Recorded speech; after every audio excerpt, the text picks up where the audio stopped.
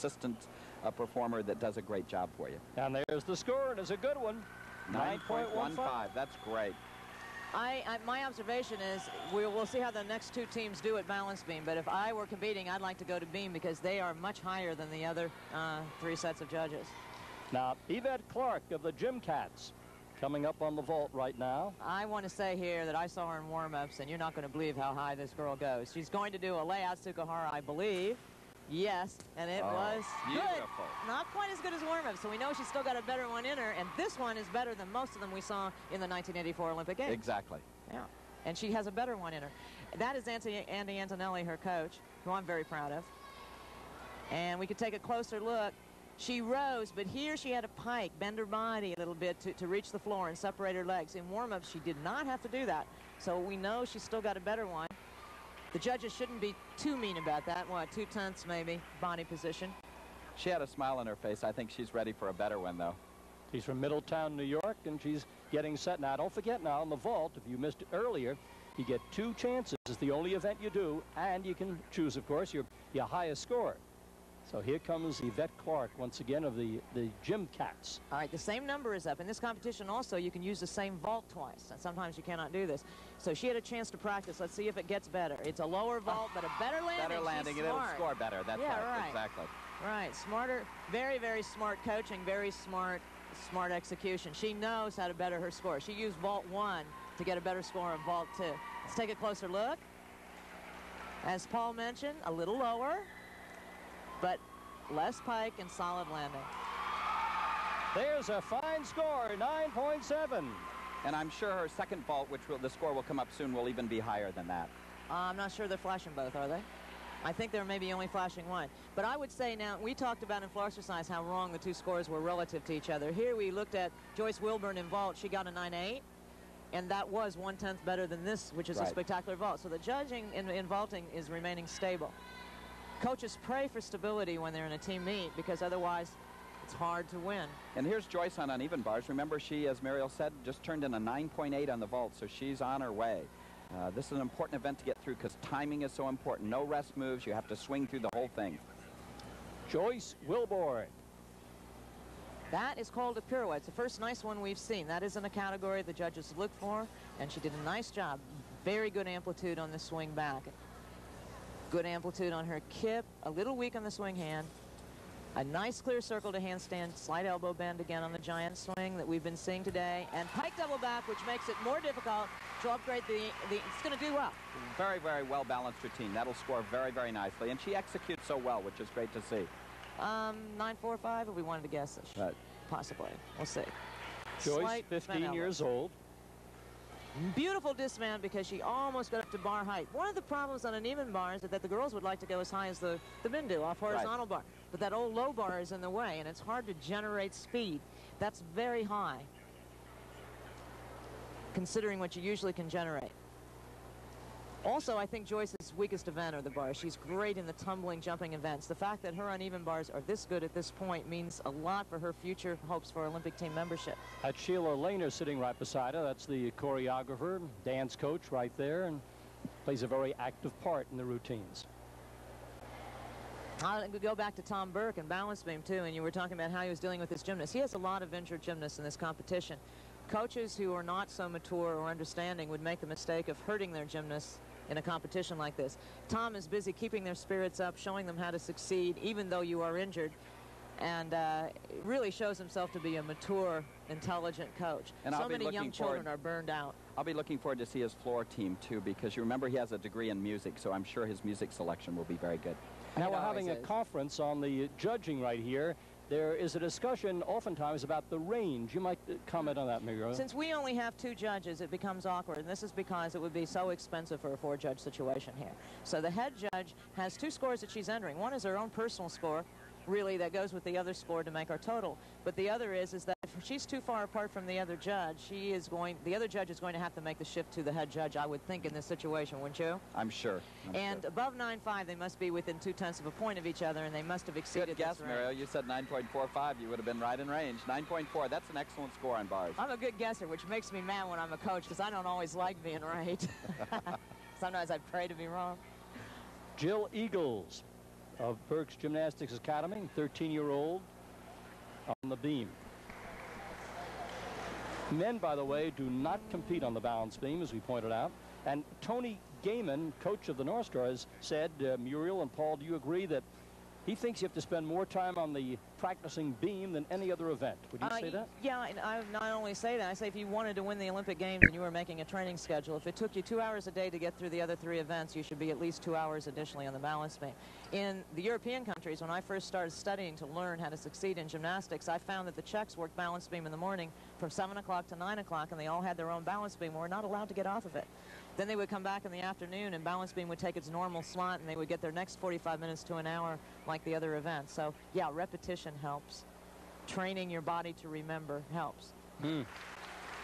One thing, though, is important here, too, though, Bob, is that it is a difficult event. It requires a lot of training, but you cannot let the gymnast feel that this event is harder because of that. And maybe putting in more time, the attitude. I think if you have a routine, once you can work beam, you can be a great gymnast for women. And there have been many of them we've had in this country. The Tracy Talaveras, excellent on beam, and as a result, made 2 Olympic teams as a result of that. I have heard that the United States has problems on beam. Let's look at her beautiful double back, but not enough rotation. She went for the tuck a little soon, but at least we had somebody try one, which is nice to see. We have presently I think, a little bit of a bad rap on beam, because the way we broke into the top 6 was by learning to work balance beam.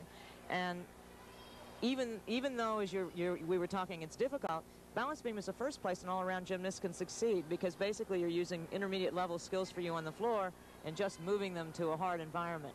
So I think this beam is a skill that we've seen on the floor, for example, a good example of that. Right. The double back, which we've seen many on floor, and doing it off of the balance beam. You can see, as Muriel said, had a little trouble on the landing, and that will cost her a ½ point. I should interject this. They do not start practicing on that balance beam up in the air. They start when they can do it on the floor and get acclimated to the youngsters. Is that correct? Different places have different training. In Europe, you don't see too many low beams. In Romania, for example, because they don't believe in that. In our country, we tend to use floor, and then we raise mats up to the bottom of the balance beam. So if they slip, that they would land on a mat, and then gradually eliminate mats. And probably is the basic, most common system in this country. I have strong feelings that I don't like to spot my gymnasts on balance beam. Other coaches feel you should. I feel it's more dangerous to do so. Others feel it's better to spot. There are lots of differences of opinion among people in our country. Kerry Dooley of the Marvitines, 14 years old and at the elite level. A lot of pressure on these young girls at the Marvitines, because they were second after that first rotation, and I'm sure they want to really turn in nice performances here. And this is an event where you can over or underdo things, and it becomes very costly. Here's her first tumbling pass. Double back somersault, and landed very nicely. Not a great deal of height, but she landed it very nicely. That's what so many young children think, that they go and they watch other gymnasts go higher and they say, I can't succeed. And one of the things I long for them to believe and to understand is you're better off going a little lower, because you can land better. It's not always the best that do the best. Front salto through to full twist. The judges would look for just a little more height. Her tumbling is a little low. And here maybe we can enjoy her change of pace. Right.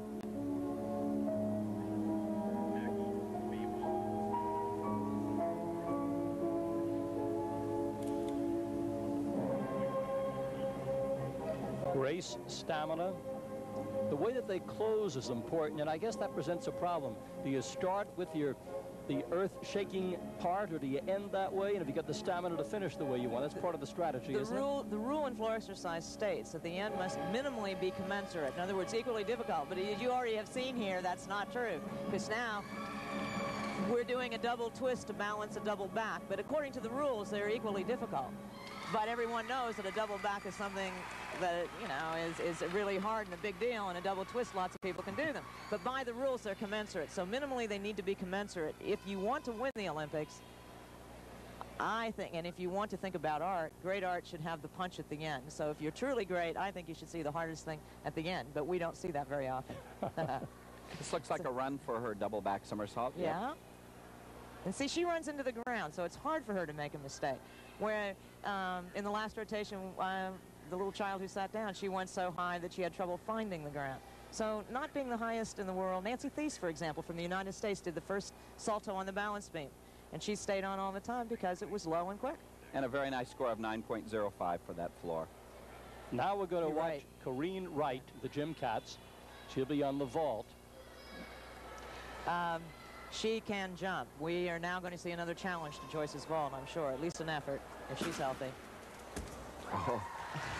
She makes that difficult vault look very, very simple. That was beautifully done. Nice, tight body position throughout. And that's not her most difficult vault. She'll come back and twist one here with the same vault with a full twist on it. I hope so, because I don't view her as an artist. I view her as the person who should go after the stuff. I don't think Corinne's forte is doing something that's easy for her. She doesn't quite put everything into it when she does it. But if you give her something hard to do, everything goes into it. So I'm looking forward to her trying a little harder vault, because I think she'll do it better. I've worked with her a little bit.